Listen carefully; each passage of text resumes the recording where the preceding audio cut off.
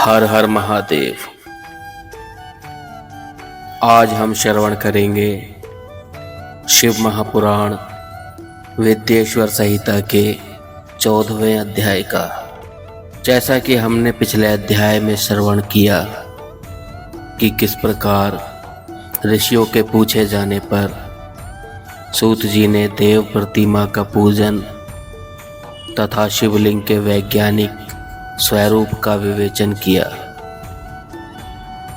ठीक उसी प्रकार आज के अध्याय में हम श्रवण करेंगे प्रणव का महात्म्य व शिवलोक के वैभव का वर्णन। किंतु आगे बढ़ने से पहले आप सभी से मेरा अनुरोध है कि यदि आप हमारे YouTube चैनल सनातन ज्ञान पर नए हैं और अभी तक हमारे YouTube चैनल सनातन ज्ञान को सब्सक्राइब नहीं किया है तो कृपया करके सब्सक्राइब कर लीजिए और बेल आइकन को दबाना ना भूलें, जिससे कि हमारे YouTube चैनल सनातन ज्ञान पर आने वाली प्रत्येक धार्मिक वीडियो की जानकारी आप तक समय पर पहुंचती रहे। तो आइए श्रवण करते हैं शिव महापुराण विद्येश्वर संहिता के 14वें अध्याय का। ऋषि बोले, महामुनि, आप हमें प्रणव मंत्र का महात्म्य तथा शिव की भक्ति पूजा का विधान सुनाइए। सूत जी बोले, महर्षियों, आप लोग तपस्या के धनी हैं तथा आपने मनुष्यों की भलाई के लिए बहुत ही सुंदर प्रश्न किया है। मैं आपको इसका उत्तर सरल भाषा में दे रहा हूँ। यानी कि प्रकृति से उत्पन्न संसार रूपी महासागर का नाम है। प्रणव इससे पार करने के लिए नौका स्वरूप है, इसलिए ओंकार को प्रणव की संज्ञा दी गई है। प्रपंच नहीं है, वह तुम्हारे लिए, इसलिए ओम को प्रणव मंत्र से जाना जाता है। अर्थात प्रणव वह शक्ति है जिसमें जीव के लिए किसी प्रकार का भी प्रपंच अथवा धोखा नहीं है। यह प्रणव मंत्र सभी भक्तों को मोक्ष देता है। मंत्र का जाप तथा उसकी पूजा करने वाले उपासकों को यह नूतन ज्ञान देता है। माया रहित महेश्वर को भी नव अर्थात नूतन कहते हैं। वे परमात्मा के शुद्ध स्वरूप हैं। प्रणव साधक को नया अर्थात शिव स्वरूप देता है, इसलिए विद्वान इसे प्रणव नाम से जानते हैं, क्योंकि यह नव दिव्य परमात्म ज्ञान प्रकट करता है, इसलिए यह प्रणव है। प्रणव के दो भेद हैं, स्थूल और सूक्ष्म।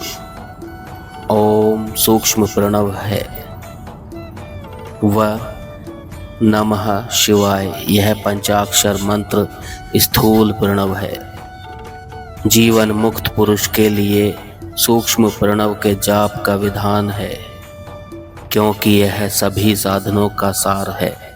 देह का विलय होने तक सूक्ष्म प्रणव मंत्र का जाप अर्थभूत परमात्म तत्व का अनुसंधान करता है। शरीर नष्ट होने पर ब्रह्म स्वरूप शिव को प्राप्त करता है। इस मंत्र का 36 करोड़ बार जाप करने से मनुष्य योगी हो जाता है। यह ओंकार, उकार, मकार, बिंदु और नाद सहित अर्थात आ, ओ, मा 3 दीर्घ अक्षरों और मात्राओं सहित प्रणव होता है, जो योगियों के हृदय में निवास करता है। यही सब पापों का नाश करने वाला है। आ शिव है, ऊ शक्ति और मकार इनकी एकता। पृथ्वी, जल, तेज, वायु और आकाश, 5 भूत तथा शब्द, स्पर्श आदि 5 विषय, कुल मिलाकर 10 वस्तुएं मनुष्यों की कामना के विषय हैं। इनकी आशा मन में लेकर जो कर्मों का अनुष्ठान करते हैं वे प्रवृत्ति मार्गी कहलाते हैं, तथा जो निष्काम भाव से शास्त्रों के अनुसार कर्मों का अनुष्ठान करते हैं वे निवृत्त मार्गी हैं। वेद के आरंभ में तथा दोनों समय की संध्या वंदन के समय सबसे पहले उकार का प्रयोग करना चाहिए। प्रणव के 9 करोड़ जाप से पुरुष शुद्ध हो जाता है, फिर 9 करोड़ जाप से पृथ्वी की, फिर इतने ही जाप से तेज की, फिर 9 करोड़ जाप से वायु की और फिर 9 करोड़ जाप से गंध की शुद्धि होती है। ब्राह्मण सहस्त्र ओंकार मंत्रों का रोजाना जाप करने से प्रबुद्ध व शुद्ध योगी हो जाता है। फिर जितेंद्रिय होकर 5 करोड़ का जाप करता है तथा शिवलोक को प्राप्त करता है। क्रिया, तप और जाप के योग से शिव योगी 3 प्रकार के होते हैं। धन और वैभव से पूजा सामग्री एकत्र कर अंगों से नमस्कार आदि करते हुए इष्ट देव की प्राप्ति के लिए जो पूजा में लगा रहता है वह क्रिया योगी कहलाता है। पूजा में संलग्न रहकर जो परिमित भोजन करता है एवं ब्रह्म इंद्रियों को जीत कर वश में करता है उसे तपोयोगी कहते हैं। सभी सद्गुणों से युक्त होकर सदा शुद्ध भाव से समस्त कार्य कर शांत हृदय से निरंतर जो जप करता है वह जप योगी कहलाता है। जो मनुष्य 16 उपचारों से शिव योगी महात्माओं की पूजा करता है वह शुद्ध होकर मुक्ति को प्राप्त करता है। ऋषियों, अब मैं तुमसे जप योग का वर्णन करता हूँ। सर्वप्रथम मनुष्य को अपने मन को शुद्ध कर पंचाक्षर मंत्र ओम नमः शिवाय का जाप करना चाहिए। यह मंत्र संपूर्ण सिद्धियां प्रदान करने वाला है। इस पंचाक्षर मंत्र के आरंभ में ओम यानी कि ओंकार का जाप करना चाहिए। गुरु के मुख से पंचाक्षर मंत्र का उपदेश पाकर कृष्ण पक्ष प्रतिपदा से लेकर चतुर्दशी तक साधक रोज एक बार परिमित भोजन करे, मौन रहे, इंद्रियों को वश में रखे, माता पिता की सेवा करे, नियम से 1 सहस्त्र पंचाक्षर मंत्र का जाप करे, तभी उसका जप योग शुद्ध होता है। भगवान शिव का निरंतर चिंतन करते हुए पंचाक्षर मंत्र का 5 लाख जाप करे। जप काल में शिव के कल्याणमय स्वरूप का ध्यान करे।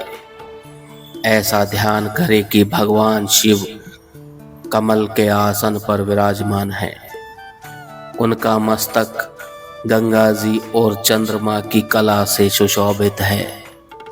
उनकी बाईं ओर भगवती उमा विराजमान है।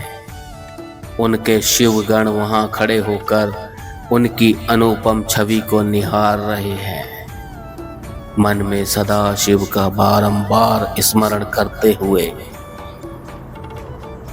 सूर्य मंडल से पहले उनकी मानसिक पूजा करें। पूर्व की ओर मुख करके पंचाक्षर मंत्र का जाप करे। उन दिनों साधक शुद्ध कर्म करे तथा अशुद्ध कर्मों से बचा रहे। जाप की समाप्ति के दिन कृष्ण पक्ष की चतुर्दशी को शुद्ध हृदय से 12 सहस्र जाप करे। तत्पश्चात ईशान, तत्पुरुष, अघोर, वामदेव तथा सद्योजात के प्रतीक स्वरूप 5 शिव भक्त ब्राह्मणों का वर्ण कर शिव का पूजन विधि पूर्वक कर होम प्रारंभ करें। विधि विधान से भूमि को शुद्ध कर वेदी पर अग्नि प्रज्वलित कर गाय के घी से 1100 या 1000 आहुतियां स्वयं दे या 108 आहुतियां ब्राह्मण से दिलाएं। दक्षिणा के रूप में एक गाय अथवा बैल देना चाहिए। प्रतीक रूप 5 ब्राह्मणों के चरणों को धोएं तथा उस जल से मस्तक को सींचें। ऐसा करने से अगणित तीर्थों के तत्काल स्नान का फल प्राप्त होता है। इसके उपरांत ब्राह्मणों को भरपूर भोजन कराकर देवेश्वर शिव से प्रार्थना करें कि 5 लाख जप करने से समस्त पापों का नाश हो जाता है। पुनः 5 लाख जाप करने पर भूतल से सत्यलोक तथा 14 भुवनों का अधिकार प्राप्त हो जाता है। अब हम श्रवण करेंगे कर्म माया और ज्ञान माया का तात्पर्य। माँ का अर्थ है लक्ष्मी, उससे कर्म भोग प्राप्त होता है, इसलिए यह माया अथवा कर्म माया कहलाती है। इसी से ज्ञान भोग की प्राप्ति होती है, इसलिए उसे माया या ज्ञान माया भी कहा गया है। उपयुक्त सीमा से नीचे नश्वर भोग है और ऊपर नित्य भोग। नश्वर भोग में जीव सकाम कर्मों का अनुसरण करता हुआ विभिन्न योनियों व लोकों के चक्कर काटता है। बिंदु पूजा में तत्पर रहने वाले उपासक नीचे के लोकों में घूमते हैं। निष्काम भाव से शिवलिंग की पूजा करने वाले ऊपर के लोक में जाते हैं।